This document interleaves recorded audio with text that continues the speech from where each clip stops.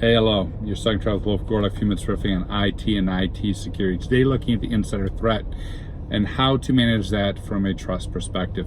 Now, you probably saw it, maybe you didn't. AT&T is in the news for their employees, not necessarily in a good way. For a number of years, from 2012 to 2017, 5 years, a number of years, AT&T employees were bribed in the tune of millions by Pakistanis. What were they bribed to do by Pakistanis? To install malware. To install malware in systems that they could access.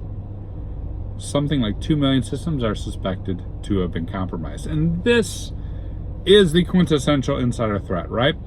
A long-running campaign where people abuse their privilege. The tip for you is this: least privilege is great and you better do it. But you also need to manage to least trust. Let me talk about how that might look. You may have an employee. Say you're AT&T and you've got your employee, and this employee has a role. They are frontline admin, they are help desk, they are collections, they have a number of roles, but they have a business role. That role is a member of a number of different groups. These are entitlement groups, right? These are the groups that give you permissions to access your applications. These are the groups that give you permissions to access data. These are the groups that role uses to get to the systems they need to enable them to do their job. That's least privilege. You manage those roles as tight as possible. You manage the entitlements as tight as possible so there's no excess privilege. And then you do certifications, you do regular reviews, right? Someone in the app side opens up those entitlement groups and goes, yep, that's right. That's the least amount of stuff we can give you to do your job. Someone who owns that business role goes, yep, that's right. That's what my people need, those entitlements to do their things. That's least privilege. It's defined by who you are. Challenges, the problem is that even with the least privilege, right, every app is dual use. For every file that I can use to do my job, I can delete it, I can encrypt it, I can send it out, and I can ransom it, right? Or I can give it to someone who would bribe me for it.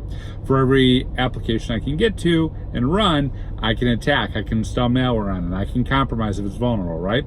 Everything is dual use. So you need not only the privilege, who are you? You also need the trust. What are you doing? And to get to that trust, to understand what you're doing, these are where things like user behavior analytics come in place. These are where things like other detective controls come in place, fraud detection, those sort of things. Those have to be in place to make sure that who you are is governed by least privilege. What you're doing is governed by least trust. We're not trusting you when we shouldn't. Especially if you're going to spend 5 years installing malware on 2 million computers.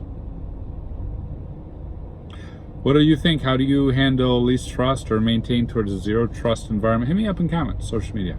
Cheers.